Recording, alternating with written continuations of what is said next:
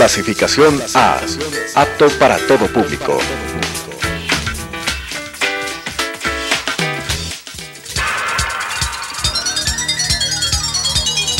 Las opiniones vertidas en este espacio por la producción y dirección del programa son de exclusiva responsabilidad de sus autores y de quienes intervienen en ellos.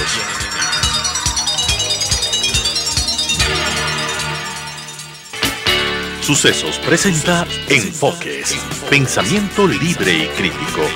Día a día buscaremos diferentes visiones para la comprensión de la realidad del tercer milenio. Enfoques, un espacio que une noticia, análisis y opinión. Bienvenidos.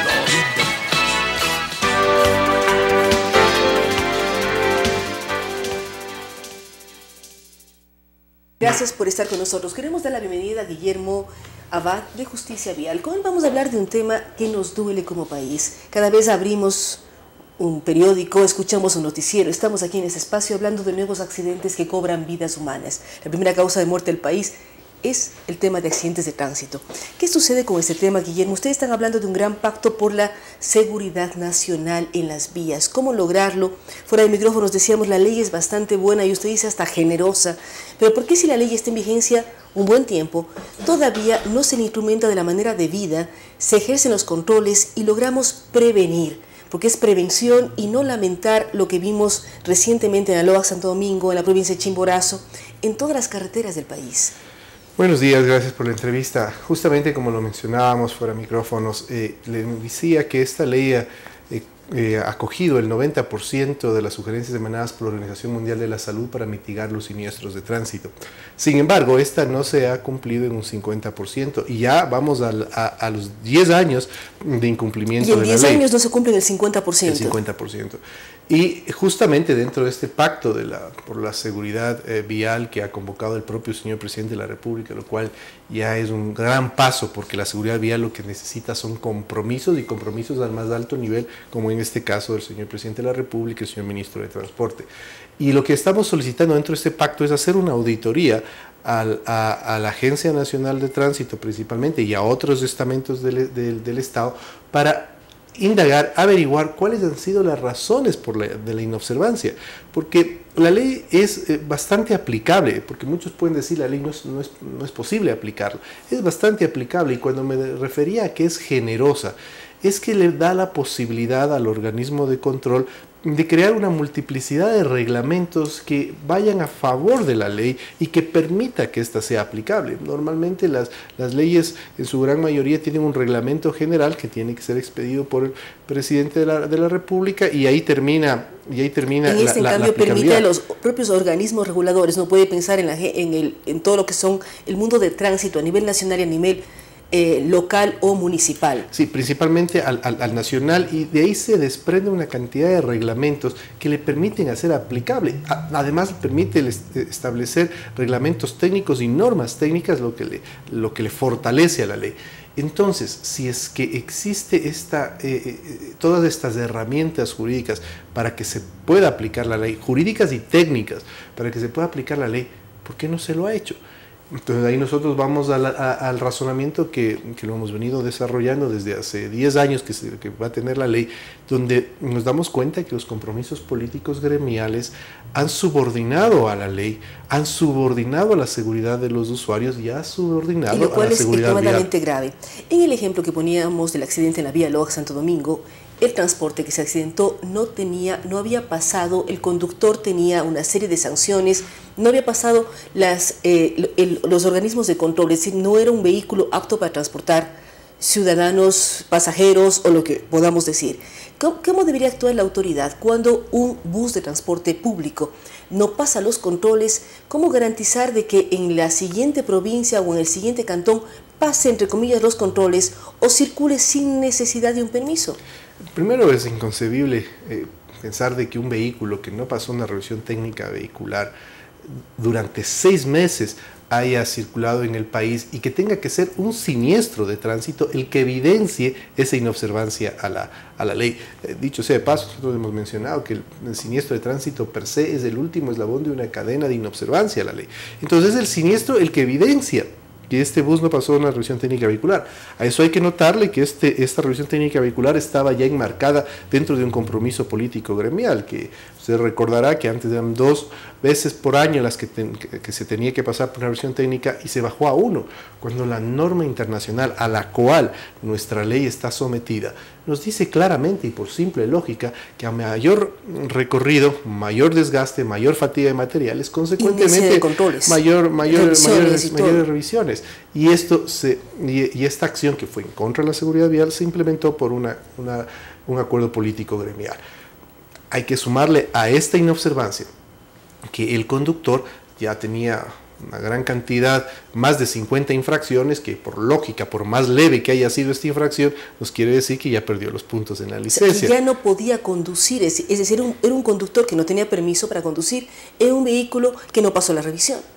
Exactamente, y aquí vamos a anclar estas dos inobservancias a otra inobservancia en la ley. ¿Por qué? Porque la ley nos indica claramente que deben haber los registros nacionales de conductores y de vehículos, entre otros. Pero estos registros justamente son para que la autoridad tenga la capacidad de determinar cuáles son los conductores que están habilitados para circular, y no que sea la operadora la que nos suministre la información cuando ellos quieran, sino que nosotros ya tenemos la posibilidad de irlos monitoreando. ¿No existe una base nacional de datos en el tema licencias, permisos y multas, en donde cuando uno comete una infracción dentro de la ciudad de Quito, por ejemplo, un policía, un vigilante municipal, saca su teléfono, toma la fotografía, emite la infracción, pero supuestamente si está conectado debería saber si Guillermo Abad con tal número de cédula tiene tantas infracciones y ya no debe conducir? A ver, ese tipo de información sí existe, pero lo otro es diferente, lo otro es un registro. Es decir, uno puede entrar a la página web en este momento y puede saber cuántos puntos tiene en su licencia. Pero eso no está conectado a los que dan permiso que salgan de un terminal terrestre o... Exacto, ahí vamos al tema, ahí es la falencia. ¿Por qué? Porque yo no sé si en este caso Guillermo Abad está trabajando en una cooperativa, ¿verdad? Eso es lo que está faltando. Entonces, este registro único tanto de conductores como de vehículos son los que deben estar a disposición de los fiscalizadores de transporte, porque aquí hay 2 tipos de controles que también debemos de entender y que también es establecido en la ley. Es el control de tránsito y el control de transporte. El control de tránsito es cuando el vehículo se desplaza, cuando sale del terminal y la policía de tránsito tiene que verificar que cumpla las normativas de tránsito, de límites de velocidad, no exceso de pasajeros, etc. Eso es control de tránsito y le compete a las policías de tránsito. Y cada vehículo que sale de un terminal debería pasar ese tipo de control. El control de transporte. De transporte. Ese es otro tipo de control, donde hay personas, auditores de transporte debidamente calificados, que tengan la posibilidad de determinar si el vehículo está en condiciones para poder circular, si el conductor está en condiciones psicológicas, médicas y de destreza para poder conducir, si el vehículo tiene todos sus papeles en reglas y si es que está ajustado al contrato de operación. Ahí viene otra inobservancia. El contrato de operación no cumple con lo que la ley determina. El contrato de operación es la garantía, y por favor entendámoslo de esta manera, es la garantía que el usuario tiene para que se cumplan todos los parámetros de calidad de servicio en el cual se garantizan la seguridad del usuario. Pero este contrato de operación en el cual la autoridad representa al usuario resulta ser de que es simplemente un permiso de operación. ¿Cuál es la diferencia entre uno y el otro?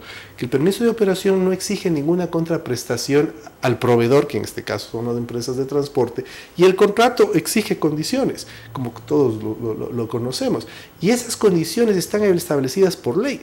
¿Y si no se cumplen, deben suspenderse los contratos? Primero, están concebidos de manera ilegal porque no están contemplando los parámetros de calidad de servicio. Si uno lee un contrato de operación, y yo los tengo, de los que se han firmado, es un permiso, nada más que eso, donde inclusive en las cláusulas se establece y se habla de los parámetros de calidad de servicio, pero en el contrato per se no están los parámetros, no está la seguridad, la accesibilidad, la universalidad, la eficiencia, el confort, no están. Y además estos parámetros deben ir conjuntamente con indicadores para poder medir si es que efectivamente los conductores están capacitados, si es que la unidad de transporte está debidamente técnicamente y mecánicamente mantenida. Es decir, no existen. Ahora, uno como pasajero, Guillermo, ¿qué puede exigir? Porque por una parte estamos diciendo no se da el control de tránsito, el control de transporte, hay problemas con los contratos, hay problemas con el mantenimiento de las unidades, pasan solamente una vez al año los controles de revisión. Uno si sube como pasajero, ¿qué debería exigir o qué puede exigir un pasajero de transporte público para garantizar su seguridad? Y antes de contestar su pregunta, si me permite acotar algo. La empresa La Maná, la operadora La Maná, no pasó un solo vehículo de lo que tenemos. ¿Cuántos vehículos tiene? No tengo el número exacto, pero los vehículos... ninguno pasó el control. Ninguno pasó la revisión técnica vehicular en Quito. Estamos pidiendo ya oficialmente esa información, pero tenemos entendido que no pasó uno solo. Podríamos decir aquí, no se arriesguen a tomar vehículos de la cooperativa La Maná porque no pasaron la revisión. La autoridad nacional debería decirle esto a la ciudadanía. Por favor, no pasó uno solo. En la revisión técnica vehicular de Quito, suspender la circulación hasta que pasen, si todos los vehículos no pasan. Luego baja, tengo entendido que fueron revisión técnica de Sangolquilla y empezaron ya un poco a filtrarse. Pero imagínese usted, después de haber estado advertidos de que les van a hacer una revisión técnica vehicular, no pasa uno solo. Por Dios, o sea, ¿en qué peligro inminente estamos? ¿Qué debe hacer el pasajero? Justamente darse cuenta de que está en un peligro inminente. Exigirle a la operadora, ya que la autoridad no cumplió con su rol de protegerle y de exigir a las operadoras la calidad de servicio en beneficio del usuario. El usuario tiene que exigir, porque también aquí hay que entender que el usuario tiene las prioridades invertidas. El pasajero del transporte público tiene las prioridades invertidas. Pongo un ejemplo. Si es que el conductor le cobra más tarifa de la que está establecida por ley, el pasajero es muy probablemente que lo reclame airadamente. Pero cuando ese mismo pasajero ve que el conductor está infringiendo la ley, va a exceso de velocidad, lleva exceso de pasajeros, se queda callado. Y si llega a su destino va a decir que es un choferzazo, porque no le sucedió nada. Entonces es porque no tienen tampoco la conciencia del peligro inminente en el que están y que no tienen tampoco la conciencia de lo que implica el irrespeto a la ley. Ahí volvemos a temas que hemos hablado en otras oportunidades, el capacitar, el educarnos y saber claramente cuál es la ley de tránsito, pero también derechos y obligaciones de pasajeros y de conductores. Ustedes también, Guillermo, están planteando en este gran pacto para la seguridad el hecho de volver a exigir cursos para aprender a conducir y a manejar. ¿Qué ha pasado con eso? En teoría no está todo ya reglamentado y si uno no aprueba un curso, no puede conseguir un permiso de conducir. ¿Qué pasa con esto? Mire, en el caso de los conductores no profesionales se cometió un atentado también contra la seguridad vial al quitarle la obligatoriedad de los aspirantes a la obtención de un título no profesional de ir a la escuela. Por favor, eso es regresar 30 años. Si estamos hablando que lo que falta es educación. O sea, volvemos a la época en que el papá, el primo, el hermano, el amigo, le enseñaba a uno a conducir bien o mal e iba y sacaba la licencia. Y le enseñaba a conducir con las mañas que él ya aprendió y que tenía, ¿no? Entonces, el que le dice, oye, no pondrás direccional porque nadie te respeta. Y estamos yéndonos en contra de lo que el mundo está estableciendo para seguridad vial. Ese fue otro error garrafal y creo que dentro de este pacto de la seguridad vial habrá que hacer un análisis de por qué no se ha cumplido la ley y si es que hay que hacer reformas. Las primeras reformas que se tendrían que hacer es revertir todas aquellas que fueron en contra de la seguridad vial. Primero, en temas de conductores profesionales, también no se puede entender que conductores profesionales tengan siniestros de tránsito por impericia. La impericia no es otra cosa que no saber conducir. No podemos entender que un conductor profesional que debería tener su récord intacto deba puntos, que sean temerarios en las vías. Esto a las claras nos da a entender que la capacitación de los conductores profesionales es precaria y además clientelar, tanto política como económicamente hablando. Mire que al principio los cursos para conductores profesionales duraban 2 años, luego bajaron a 1. Luego a 6 meses y luego a cursos intensivos de fines de semana. Por favor. Y esos cursos intensivos... Ahora, ¿cómo crear conciencia, Guillermo, de que están jugando con vidas humanas, su propia vida de los pasajeros? El tema de la Maná, el accidente en Alaloa, Santo Domingo, muere también el conductor, mueren los pasajeros. ¿Cómo generar un espacio de clamor por seguridad vial? Es decir, que todos seamos conscientes de la responsabilidad de conducir. Y cuando se habla de conductores profesionales, ¿cómo deben estar preparados psicológicamente, las destrezas, las pericias? Para completar la idea anterior, estos cursos intensivos, el primer año, no tenían ni siquiera respaldo legal, no tenían el reglamento estos de fines de semana. Y luego ese reglamento que crearon estaba en contraposición con la ley. ¿Qué se debe hacer? Primero investigar, denunciar y sancionar con la mayor severidad a las personas que permitieron de que estos cursos que están al margen de la ley se hayan dado. En el año 2005, Justicia Vial, con las denuncias que presentó en el año 2003, pudo cerrar las escuelas justamente del 2003 al 2008, que marcamos un precedente. Y en el 2008 se reaperturaron, duraron 2 años que querían hacerlo de manera correcta, y al 2010 se convirtió en un tema clientelar político y empezaron a entregar licencias profesionales al granel. Entonces, lo primero que hay que hacer es una auditoría a las escuelas de conducción profesional para determinar cómo se entregaron esos títulos, y si es que han habido irregularidades, sanción administrativa, y si es que han habido ilegalidades, sancionarlas de manera penal, porque eso establece la ley. Entonces, hay que trabajar, ahora sí contestando la pregunta, hay que trabajar en educación. Es lo fundamental, la piedra angular de la seguridad vial es la educación. Y cuando hablamos de educación, tenemos que entender que habla de una capacitación continua y de una formación integral. La capacitación continua es justamente indicarles todas lo que implica infringir la ley y las consecuencias de infringir la ley. Pero en la parte de formación estamos hablando de valores, de principios, de lo que significa ser solidario en la vía, lo que significa ser respetuoso en la vía, lo que significa cumplir la ley. O sea, no solo entender el cómo operar una unidad y cómo ésta interactúa con la vía, sino entender ya la parte de valores y de principios.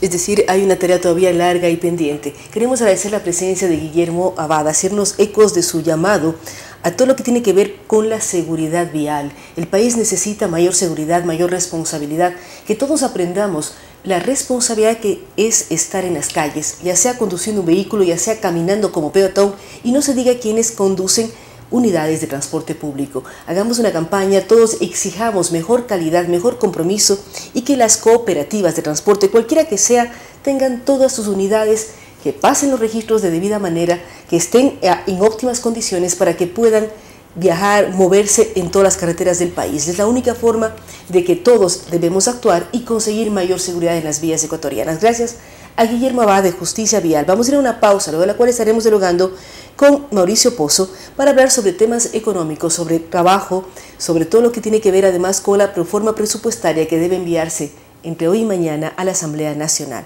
Vamos a una pausa y regresamos. Con estas ideas y opiniones, regresamos con Enfoques.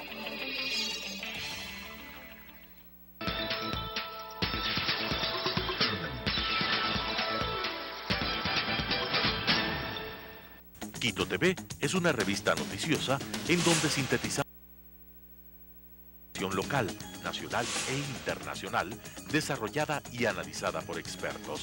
Quito TV, lunes a viernes, a las 7 horas, a las 12:30 horas, a la 1 de la madrugada.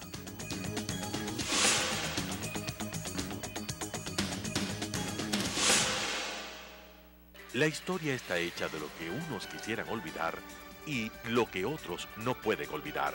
Es tarea del historiador averiguar el porqué de lo uno y de lo otro. Carlos Freile la asume con grandes y pequeñas historias de la historia. Lunes y jueves, 17:30. Reprise, sábados y domingo a las 21 horas.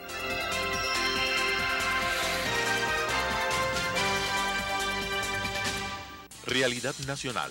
Un espacio que analiza los aspectos coyunturales, políticos, económicos y sociales, transmitido para todo el país a través de la Asociación de Canales Comunitarios y Regionales del Ecuador, se crea Realidad Nacional, sábados 19:30, reprise, domingos 19:30.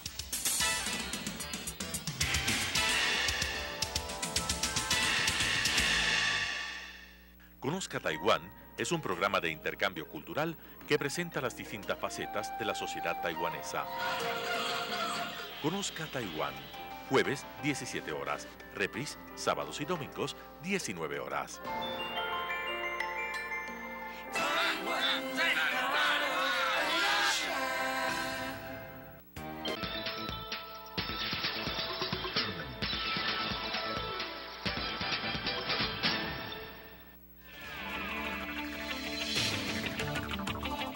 Con nuevas ideas y opiniones, estamos de vuelta con Enfoques.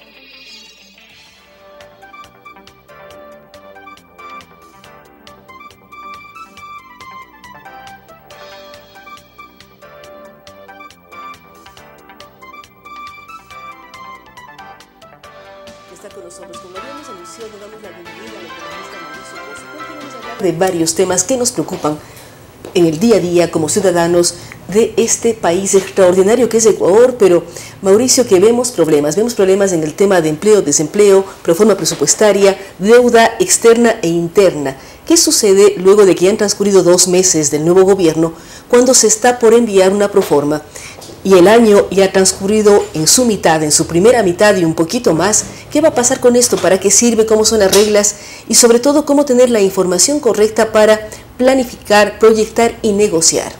Gracias, Claudia, por la entrevista. Primero, señalar que estamos con un periodo ya bastante transcurrido del año 2017. Estamos terminando el mes de julio. Queda muy poco tiempo, inclusive en un par de meses más tienen que presentar la proforma para el 2018. Entonces, la aplicabilidad, el impacto real que pueda tener este ajuste a la proforma del 2017, a mi criterio, no va a ser mayor. Sin embargo, sí pueden darse algunas pautas de a dónde quiere caminar el gobierno, qué es lo que quiere hacer, cuál es el objetivo del programa, al menos en el ámbito fiscal. Creo que los anuncios del nuevo gobierno han sido, a mi criterio, positivos. Decir que va a sostener la dolarización, decir que no va a haber monedas paralelas, decir que la austeridad es importante, son mensajes que parecen simples, pero tienen mucha acción de política económica atrás. Además, tranquiliza. Sí, yo creo que son tranquilizadores los mensajes. No comparto, sin embargo, el mensaje de la devaluación fiscal, que fue alguna propuesta media académica de algunos de los miembros del equipo económico, pero en todo caso los mensajes del presidente han sido, a mi criterio, favorables. Pero todavía no vemos las acciones. Creo que estamos todos a la espera de eso. Este envío de la proforma es una manera de ver cuáles pueden ser las acciones. Tengo entendido que el día, a finales de la semana, iban a hacer conocer la realidad de muchas cifras económicas. Ojalá el país pueda descubrir realmente cuál es la realidad, al menos en algunos ámbitos. El tema del endeudamiento público, hay que conocer exactamente cuál es el volumen de deuda. Nosotros ya lo hemos venido comentando varias veces. Usted ha comentado varias veces, pero ¿cómo esperamos cifras reales, transparentes, cuando el equipo económico es bastante similar al anterior? Vemos al exministro Rivera, sigue como ministro coordinador, o sea, no hay mucho cambio en el equipo económico. ¿Por qué este nuevo equipo, entre comillas, va a dar las cifras que el anterior, que es el mismo, no nos dio? Claudia, no tengo la respuesta para eso. Es efectivamente una suerte de pregunta sin muchas alternativas de respuesta. Yo esperaría que el presidente Moreno, con esa disposición a clarificar la situación, a decir que no hay mesa servida, de alguna manera actúe con la fuerza política necesaria para que los ministros del área económica, sean o no del gobierno anterior, digan lo que se espera que digan. Obviamente ya su posibilidad de permanencia futura en el gobierno ya es decisión del presidente de la República, pero lo de fondo es que este es el gobierno del presidente Moreno y a él le conviene demostrar cuál es la realidad para que no le vayan a echar a él la culpa de que la situación es problema de él y no problema de la década anterior, que fue una década absolutamente mal manejada y desperdiciada por los recursos económicos que administró. Es decir, debemos esperar mañana, viernes 28, para tener una idea de cifras, tener una idea de la famosa... A pesar de que este es el ámbito fiscal, que es una pieza importante sin duda, pero no es la única. Hay temas que no están dentro de eso y que deberían formar parte del manejo económico y del programa económico. Me refiero, por ejemplo, qué van a hacer con las cifras del Banco Central. Ahí hay obligaciones que tiene el Estado con el Banco Central por los préstamos, haciendo uso de las reservas internacionales. De ahí no tienen que tomar una decisión. ¿Qué van a hacer con el campo del sector productivo? Hay pedidos permanentes del sector productivo, que la ley de plusvalía, que el anticipo del impuesto a la renta, que el tema del impuesto a la salida de divisas, que el costo de la energía eléctrica, una serie de acciones que deberían también abordar, no solamente en el ámbito fiscal, qué van a hacer con los acuerdos de comercio internacional. El Ecuador tiene, entre otros problemas, un serio deterioro de imagen externa. Y yo esperaría que el gobierno administre esta realidad con la responsabilidad que esto demanda. No podemos nosotros seguir con un riesgo de país como el que tenemos. El país tiene que reanudar relaciones con algunos multilaterales de manera intensa, sobre todo si pretende corregir el problema económico. Si quiere, por ejemplo, replantear la deuda, renegociar lo que sea renegociable, refinanciar lo que sea refinanciable, usted necesita bajar el riesgo del país para que las tasas de interés de las nuevas operaciones sean más bajas y los plazos sean más largos. Y eso es imposible sin un aval internacional. Por lo tanto, tiene que, le guste o no, recurrir a los multilaterales, y que no se piense que esto significa buscar aumentar precios de gasolinas o tarifas eléctricas. En absoluto. El Ecuador tiene que preparar, y el gobierno tiene que preparar su programa económico, y en base a lo que prepare salir afuera y decir, señores, ¿me van o no me van a respaldar? Pero para eso hay que hacer las cosas bien hechas. Para eso hay que armar algo técnicamente sólido, de tal suerte de que tenga el aval de los multilaterales para buscar financiamiento barato y bajar el riesgo del país. Pero los tiempos pasan, ya son 60 días del nuevo gobierno. ¿Hasta cuándo debería tenerse este andamiaje armado y una propuesta para plantear a los multilaterales y mejorar la situación de la deuda en el país, que tenga más plazos, menos intereses y no sea una carga diaria para el propio mundo fiscal? Porque vemos que hay deudas a corto plazo, hay la venta de bonos, hay una serie de elementos que esperamos ser transparente ahora y sepamos exactamente cuánto debemos, pero también en qué condiciones negociamos esa deuda. Usted ha dado un discurso más bien optimista diciendo hay posibilidades de renegociar, hay posibilidades de mejorar la situación del país, tanto en imagen internacional como en su trabajo interno. Para poder plantear una mejor situación de endeudamiento del país, se requiere un requisito básico, es que los acreedores le crean al equipo económico, le crean al gobierno. Hay que dar las señales de solidez técnica y de confianza para poder ejecutar una alternativa de lo que es una estructura de deuda. Obviamente, para responder su pregunta, no hay mucho tiempo. La política a uno le da ciertos espacios para poder transar, negociar, buscar apoyos, pero la economía, cuando uno se demora mucho, la factura es más grande y más costosa. En ese sentido, estamos a 2 meses de iniciar el gobierno, par de meses más, tal vez 3, pero no más, porque caso contrario le van a regresar a ver al actual gobierno y le van a decir que el actual gobierno es el causante por haber dilatado la corrección de los problemas y por lo tanto es el responsable de los problemas actuales. Así que ahí tiene una papa caliente el gobierno en sus manos, que tiene que resolver de una u otra forma y buscar los apoyos necesarios, y si eso significa pelearse con ciertos sectores inclusive del gobierno anterior, de donde vino el actual presidente, pues es lo que demanda el país. Aquí no se debería buscar pelearse nadie con nadie.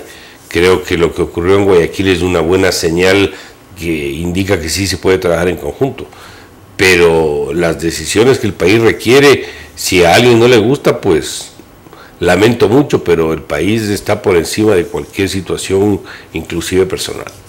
Usted habla de varios temas también, Mauricio, habla de la relación con el sector productivo, el sector de la empresa privada, vemos al Consejo Consultivo que está manteniendo reuniones y hay varias cosas que se piden, pero además el presidente Moreno ha mostrado su sensibilidad frente a una reforma a la famosa ley de la plusvalía, pero también hay varios sectores que dentro de estos diálogos hablan de analizar tarifas eléctricas, analizar todo lo que tiene que ver con anticipos de impuesto a la renta, salida de divisas, pero al mismo tiempo esto no genera un problema al fisco al recibir menos recursos a través de impuestos y por lo tanto otra vez tenemos problemas de flujo de caja para todo lo que el país o el Estado en este caso necesita. Efectivamente, por eso yo he insistido en que lo que se requiere es un programa económico integral, no requiere parches, no requiere decisiones aisladas unas de otras.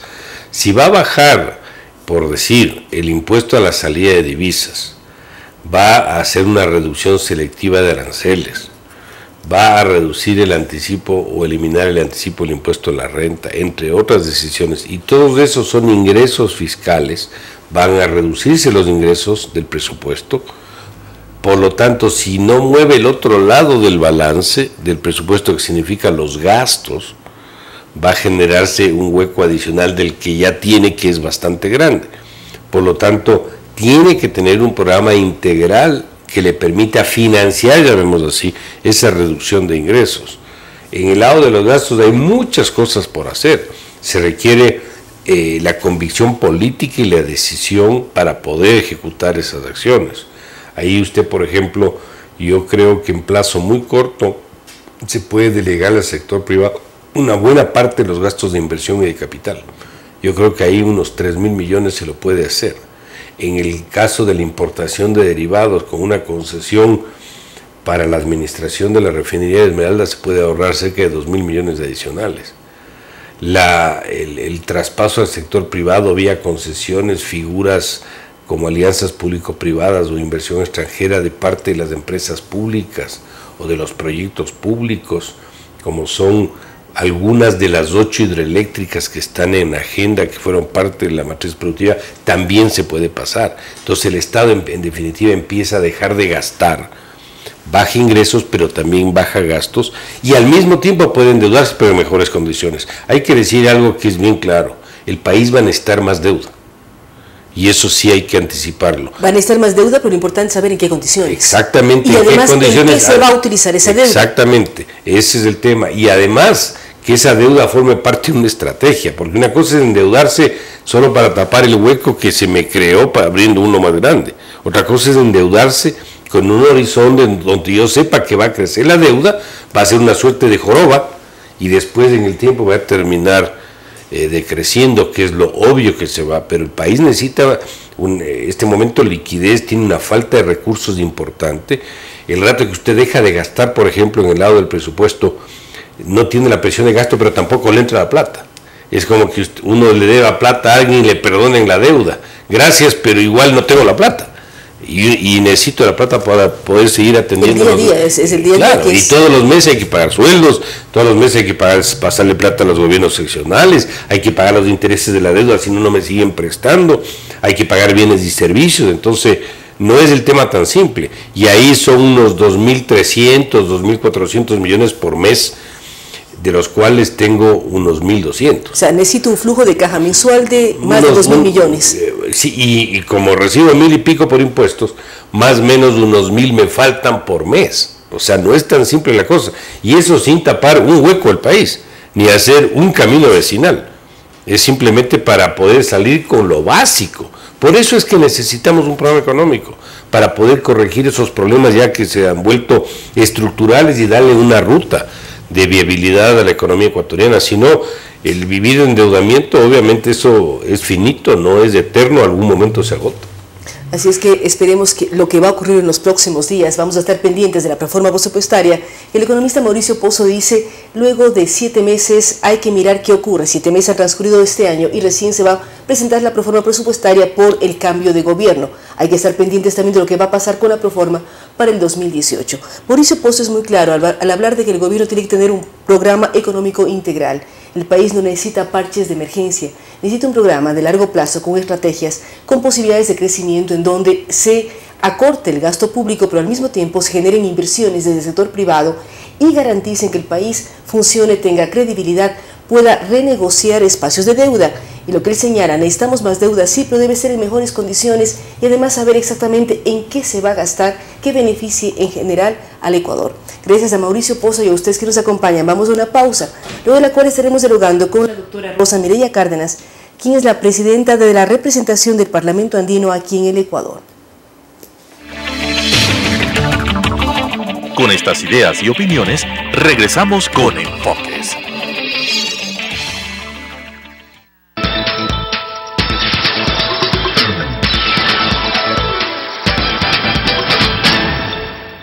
Quito TV es una revista noticiosa en donde sintetizamos diariamente la información local, nacional e internacional, desarrollada y analizada por expertos. Quito TV, lunes a viernes, a las 7 horas, a las 12:30 horas, a la 1 de la madrugada.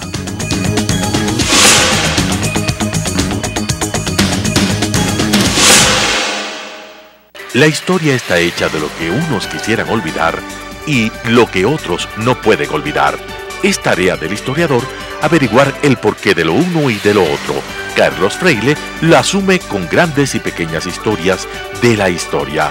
Lunes y jueves, 17:30. Reprise, sábados y domingo a las 21 horas.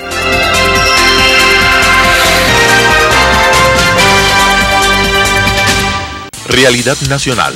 Un espacio que analiza los aspectos coyunturales, políticos, económicos y sociales, transmitido para todo el país a través de la Asociación de Canales Comunitarios y Regionales del Ecuador, se crea Realidad Nacional, sábados 19:30, reprise, domingos 19:30.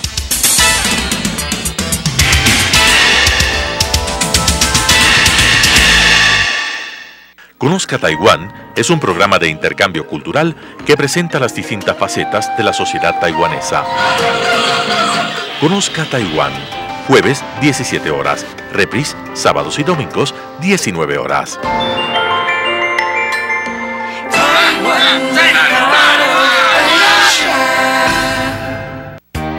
Preescolar, El Parque, un lugar excepcional para crecer. ¿Dónde iniciará la educación preescolar su hijo? Llegó la hora de decidir. Preescolar, El Parque.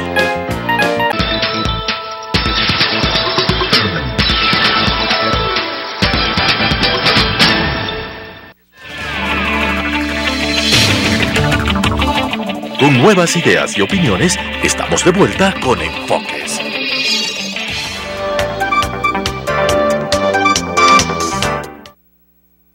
Gracias por estar con nosotros. Estamos precisamente dialogando con la doctora Rosa Mireya Cárdenas, quien es la presidenta del Espacio Nacional en Ecuador del Parlamento Andino, un parlamento supranacional que está en el cual están representantes de los 5 países andinos.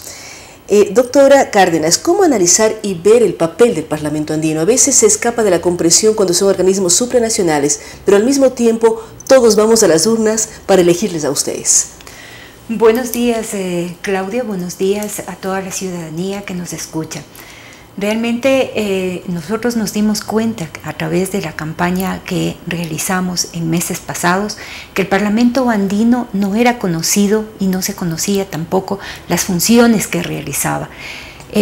Nosotros nos dimos cuenta en ese momento que las agendas de las organizaciones, movimientos sociales, mujeres, jóvenes, campesinos, productores, podían ser la agenda del Parlamento Andino para llevar adelante todo el trabajo que se requiere.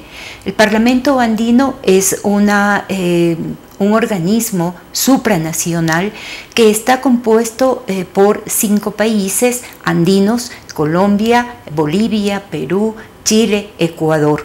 Y tenemos 5 representantes de cada uno de los países, en total 25 parlamentarios que nos reunimos una vez al mes, una semana al mes, en la sede en Bogotá o también en cualquier país que se defina reunirse. El trabajo que se realiza realmente, yo le digo, ha sido hermosísimo y ha sido un trabajo muy fuerte que realizan los parlamentarios. Se construyen marcos normativos y ya hay alrededor de 12 marcos normativos. Estos marcos normativos, lastimosamente, el Parlamento es deliberante, no es vinculante. Estos marcos normativos tienen que ser trabajados en cada uno de los países, luego de ser aprobados en el Parlamento, en la plenaria. La plenaria de los 25 miembros y los 5 países. Perdóneme que le interrumpa, Rosa Mireya. Cuando uno piensa en el Parlamento Andino, usted habla de varios marcos normativos. ¿Cómo lograr el acuerdo de los presidentes, tanto del Poder Ejecutivo como del Legislativo de los 5 países, para que al mismo tiempo que ustedes es deliberante, no es vinculante, pero cada reglamento que ustedes despiden sea parte de la normativa ya de cada uno de los 5 países y efectivamente se vea el trabajo unificado de 5 naciones? Uno puede pensar en muchísimos temas, desde el tema educativo, para que uno pueda moverse en los 5 países sin temas de revalidaciones, sino saber que usted acabó tal año en el colegio o tal año en X carreras universitarias y puede tomarlas en el país vecino, en el país hermano andino, o qué pasa con transporte de vehículos, temas de carga. O sea, hay normativas que están en el día a día de las fronteras, pero que a veces no las acatan los países. Así es. Mire, en el Parlamento andino se trabajan justamente en 5 comisiones, donde cada uno de los parlamentarios se ubica en cada una de estas comisiones. La primera comisión es de Relaciones Internacionales y Seguridad Ciudadana. La segunda comisión es sobre Educación, Tecnología y Comunicación. La tercera comisión es sobre Seguridad Alimentaria. La cuarta sobre producción, la quinta sobre participación ciudadana y derechos humanos, y hay una comisión especial que es la Comisión de la Mujer, y que en este momento nosotros también estamos llevando como una iniciativa de Ecuador, que se constituye la Comisión Especial del Migrante. En estas comisiones justamente se trabajan estos marcos normativos y se trabajan además los marcos conceptuales también. En la primera plenaria nosotros tuvimos el honor de ir a presidir la Comisión de Educación, donde se está justamente discutiendo lo que usted decía, se está discutiendo la homologación de carreras, la evaluación y la acreditación también. Se está trabajando muchísimo en todo lo que es calidad, y lo que se quiere es armonizar estas propuestas justamente en los 5 países. La pregunta que usted me hacía, ¿cómo llegar a que los países aprueben esto? Tenemos que hacer un trabajo bastante articulado, muy fuertemente, con la Asamblea Nacional y con el Estado también, Cancillería y directamente ya con Presidencia. ¿Para qué? Para que se vayan aprobando estos acuerdos en cada uno de los países. Ya hay marcos normativos que se han elevado a ley, por ejemplo, en salud, en riesgos, también en educación, en trata de blancas, de personas, perdón, y también en todos los problemas de discapacidades también. Entonces, ya ha habido logros también en los diferentes países, y aquí en el país hay que trabajar muy fuertemente con la Asamblea para ser como colegisladores y elevar estos marcos normativos, elevarlos a ley. Usted habla de que cada parlamento tiene 5 comisiones, nos detalló las temáticas de cada comisión y 2 especiales. Cada parlamentario, usted lidera a 5 parlamentarios, incluida usted. Así es. ¿Cómo funcionan? Además, ahí vemos diferencias políticas también. Usted es de Alianza País, pero está alguien de Creo, alguien del Partido Social Cristiano. ¿Cómo lograr consenso primero como país para llevar las posturas de país ya cuando se da la Asamblea General cada mes que usted nos menciona, ya sea en Bogotá o en alguno de los países andinos? Mire que trabajamos aquí en Ecuador, tenemos oficinas en Ecuador, tenemos despachos cada uno con los diferentes funcionarios, con asesores, y lo que hacemos es una plenaria semanal donde tratamos los temas. Aprobamos los temas, aquí tenemos discusiones también. Y lo que hemos trabajado justamente es en las cosas que nos unen. Eso es lo que le hemos dado mayor importancia. Además, hemos sacado resoluciones también de un trabajo del Parlamento andino que no sea un trabajo de élite, sino que más bien aterrice en el territorio y trabajemos, hagamos una plenaria mensual en territorio y que esté a cargo de cada uno de los parlamentarios. El primer plenaria itinerante que tuvimos es justamente en la ciudad de Riobamba, donde estuvimos en la SPOSH, en la UNASH también, y compartimos con los estudiantes de Derecho, compartimos unas charlas que intervino en eso el presidente del Tribunal Andino y quien fue el que dio la charla magistral. Hicimos allí una plenaria solemne, porque existen plenarias ordinarias, extraordinarias y plenarias solemnes. Ahí fue nuestra primera plenaria solemne y lo hicimos con todo el protocolo allí. La ciudadanía que asistió masivamente a esta plenaria solemne estuvo muy contenta, porque primera vez el Parlamento andino bajaba territorio y compartía. Primera vez el Parlamento andino era mostrado tal cual como actuaba en la plenaria también de Bogotá. Y se evidencia el trabajo como tal que están haciendo ustedes. Así es. Ahora, doctora, ¿cómo analizar las diferentes relaciones de los organismos supranacionales andinos? Usted es parte del Parlamento andino, pero hay el Tribunal Andino de Justicia. ¿Cuál es la relación entre uno y otro para llevar adelante una serie de elementos o no se relacionan entre sí? Bueno, cada uno tiene su espacio de trabajo.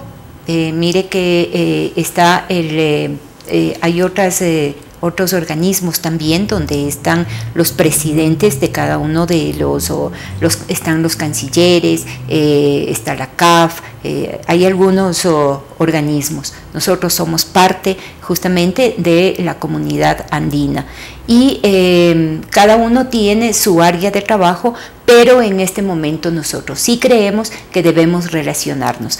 Además, el Parlamento andino tiene también es un organismo que está sobre la Universidad Andina y también tiene la función de fiscalizar a los demás órganos de la comunidad andina. Así es. Ese trabajo nosotros sí queremos hacerlo. Hemos tenido ya reunión con la Universidad Andina, hemos estado, ya nos presentamos ante el cuerpo diplomático, queremos trabajar muy de la mano también allí y también hemos tenido ya el espacio con el tribunal andino también de la CAN. En eso estamos trabajando, queremos fortalecer justamente los lazos, porque creemos que la integración de los países andinos, y no solo los países de la región, sino ojalá pudiera ser más allá de Sudamérica, América Latina en sí, estar juntos y trabajar mira qué pasa en con conjunto. El Parlamento, o sea, hay una serie de organismos que podrían trabajar en equipo. Hay un tema casi obligado con usted al estar liderando el tema género. Vemos el problema de los femicidios en el país. Usted también fue parte del Ministerio de Justicia, fue parte muy importante de una serie de problemáticas en el gobierno anterior. ¿Cómo analizar lo que el país está viviendo? Vemos que los casos de femicidio se incrementan lamentablemente. ¿Qué ocurre en los otros países de la comunidad andina? ¿Cómo demostrar la importancia de visibilizar y proteger en base a educación, en base a prevención a las mujeres del mundo andino? Sí, en este momento nosotros también estamos, mire, somos 3 mujeres de Ecuador que participamos en el Parlamento andino como parlamentarias. Es un parlamento con mayoría femenina. Sí, así es. Lo mismo le ocurre a Bolivia, lo que no pasa en Chile, Perú y Colombia, que únicamente están participando compañeros hombres allí en los parlamentos. Mire que estamos participando en la Comisión Especial de la Mujer y allí se está tratando justamente este tema. Es un problema de todos, es un problema a nivel mundial, y hemos tenido también aquí una reunión aquí en el país con diferentes dirigentes, líderes de organizaciones de mujeres de todo a nivel nacional. Y lo que hemos sacado en conclusión justamente es que se debe trabajar muchísimo, muchísimo en educación y se debe trabajar muchísimo en prevención. Esta agenda tenemos que fortalecerla. Pero no queremos llegar a un femicidio, queremos que las mujeres se capaciten, capaciten a sus hijos, porque son las primeras maestras, somos las propias madres, y logremos ir rompiendo estos círculos de machismo que tanto daño nos han generado. Así es, y eso tenemos que trabajar, no solo las mujeres, sino que también tenemos que trabajar los hombres. En maltrato de hombres tenemos el 3%, y de mujeres seguimos muriendo las mujeres. Es decir, esto se convierte ya en un tema de diálogo y de espacio de discusión también del Parlamento andino. Sí. ¿Qué otros proyectos tienen? Ustedes están iniciando una gestión que va a durar 4 años. ¿Qué otros proyectos tienen como parlamentarias, como un ente colegiado, que es la parte de Ecuador del Parlamento andino? Los proyectos que están saliendo en este momento y que debemos trabajarlo, es un trabajo que hay que pensarlo y discutirlo día a día, y yo sí creo que más de las 8 horas de trabajo es realmente que debemos meternos en estos proyectos. El proyecto sobre turismo comunitario, por ejemplo, que lo estamos ya trabajando, hemos tenido varias reuniones con comunidades turísticas aquí, y se va a llevar a cabo también el proyecto del Capac Ñan junto con el Perú, que es el camino del Inca. Es patrimonio de la humanidad, declarado por la UNESCO. Así es. Ese es un proyecto que se lo va a llevar desde la actividad que lleva el despacho de la parlamentaria Pamela Aguirre, por ejemplo. El otro proyecto sobre seguridad lo está llevando el parlamentario Fausto Cobo. Estamos llevando el proyecto también de producción, de competitividad y complementariedad también, y que lo está llevando eso a cabo el parlamentario Hugo Quirós. Y la parlamentaria Patricia Terán está llevando proyectos sobre participación ciudadana y comunicación. Yo estoy con el tema de educación, la homologación justamente de carreras, y también estoy con el proyecto de la mujer. Vamos a ir caminando. Estos son nuestros primeros proyectos que tenemos que sacarlo junto con la ciudadanía, y eso lo queremos hacer en estos 3 meses o 4 meses restantes de este año. Luego ya son también los proyectos de las propuestas de campaña que nosotros cada uno hemos tenido y que tenemos que irlas armonizando para ir sacando estos proyectos. Mire, en el Parlamento, en la sede del Parlamento andino, encontramos un edificio absolutamente con todo, tenemos un despacho cada parlamentario, hay 25 despachos, y tenemos también allí todo lo que es comunicación. Está la revista El Cóndor, donde podemos cada uno escribir, cada parlamentario, dar nuestra opinión, podemos dar a conocer lo que está sucediendo en el país, y también está la televisión y la radio del El Cóndor. Entonces es un trabajo muy fuerte. En la Gaceta presentamos nosotros los proyectos también, presentamos los proyectos por escrito, luego esto recibe la mesa directiva y luego presenta a la plenaria, y cada parlamentario presentará su proyecto para ser aprobado en plenaria.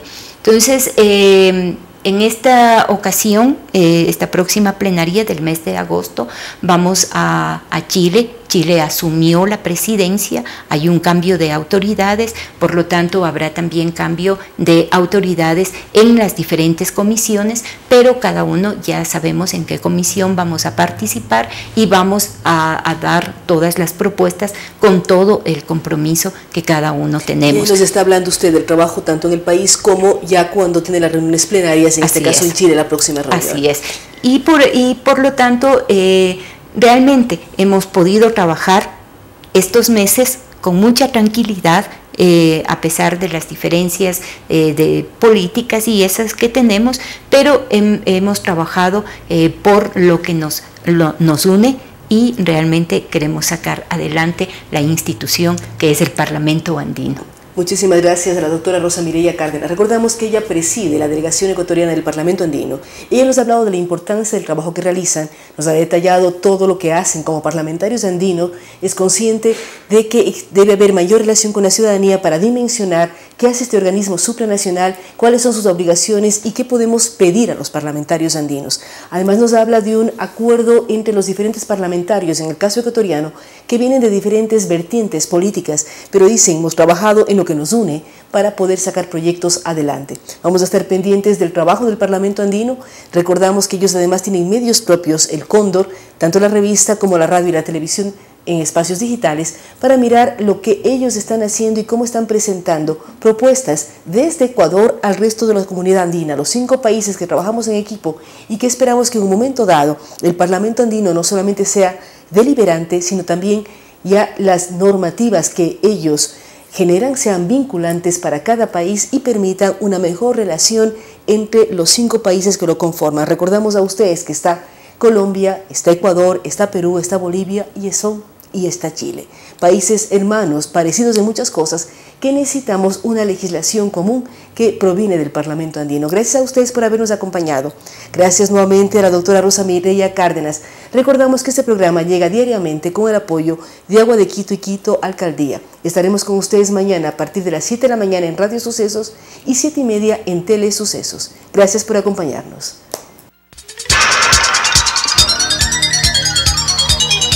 Las opiniones vertidas en este espacio por la producción y dirección del programa son de exclusiva responsabilidad de sus autores y de quienes intervienen en ellos.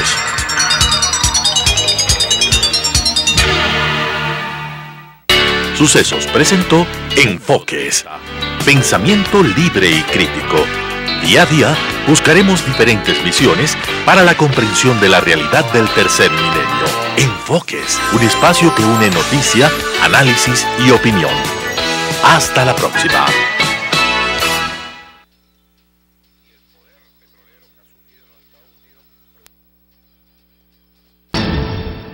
Economía en 3D, analizando el panorama financiero de los principales sistemas económicos con el análisis de los economistas Rodrigo Espinosa, Daniela Ole y Mauricio Pozo. Economía en 3D, jueves 6 horas, reprise jueves 18:30.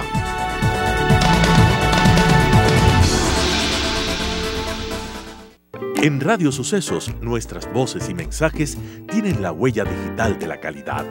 Cada minuto al aire es el resultado de nuestro compromiso con la excelencia, de nuestra vocación por hacer la mejor radio. Con el cuidado por la palabra y con la más bella música, somos, a lo largo de las 24 horas, su mejor compañía. Tiempo de Radio con Gaby Freire. Hola, soy Gaby Freire y quiero invitarte a que escuches todos los días Tiempo de Radio, de lunes a viernes con información sobre salud, nutrición, tecnología, gastronomía y muchísimo más. Nuestra cita, de 9 a 11 de la mañana, es Tiempo de Radio. Tiempo de Radio, de lunes a viernes, de 9 a 11 horas. 101.7 Radio Sucesos. La historia está hecha de lo que unos quisieran olvidar y lo que otros no pueden olvidar. Es tarea del historiador averiguar el porqué de lo uno y de lo otro.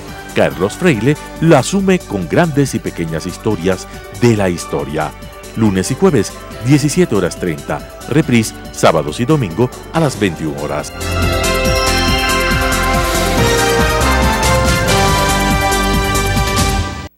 Enfoques, pensamiento libre y crítico. Día a día buscaremos diferentes visiones para la comprensión de la realidad del tercer milenio, con la conducción de Claudia Arteaga. Enfoques, de lunes a viernes a las 7:30.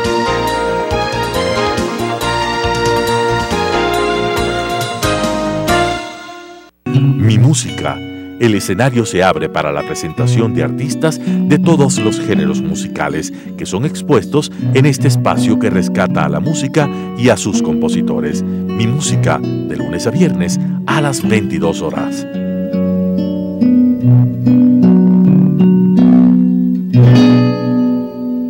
Psicología Ahora, el espacio en el que se ofrece direccionamiento profesional en la superación de problemas diarios como la ansiedad, problemas de pareja, estrés, depresión, problemas de la adolescencia, apatía y otros, con la conducción de Adriana Fornasini. Psicología Ahora, jueves 14 horas, reprise domingos 17:30.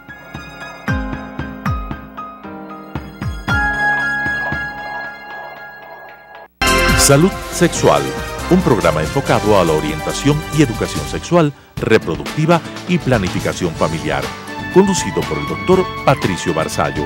Salud Sexual, lunes y jueves 18 horas, reprise sábados y domingos 18:30.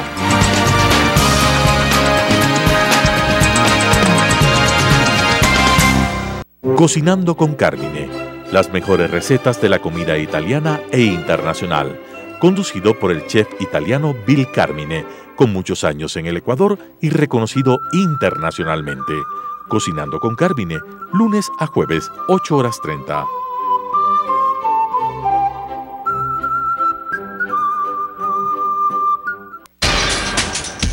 Telesucesos es un canal de televisión comprometido por entero a la noble tarea de comunicar con responsabilidad.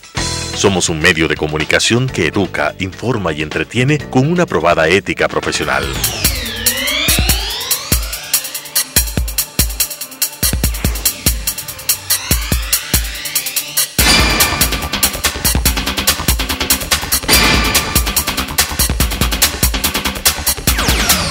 Canal 29 se identifica plenamente con la nueva televisión de vanguardia. Somos Telesucesos, porque Quito TV. La historia está hecha de lo que unos quisieran olvidar y lo que otros no pueden olvidar. Es tarea del historiador averiguar el porqué de lo uno y de lo otro. Carlos Freire la asume con grandes y pequeñas historias de la historia. Lunes y jueves, 17:30. Reprise, sábados y domingo a las 21 horas.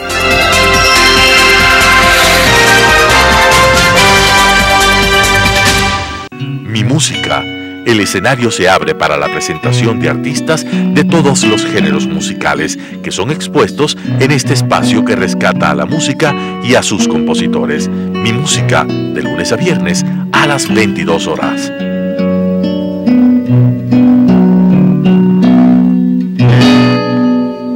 Misterio del Interior.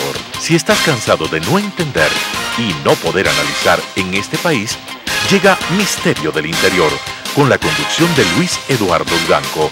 Viernes 8:30, reprise 19 horas, sábados y domingos 20 horas.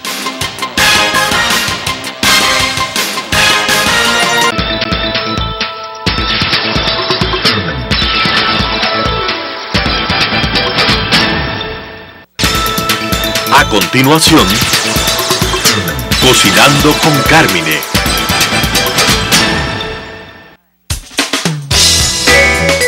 Clasificación A. Apto para todo público.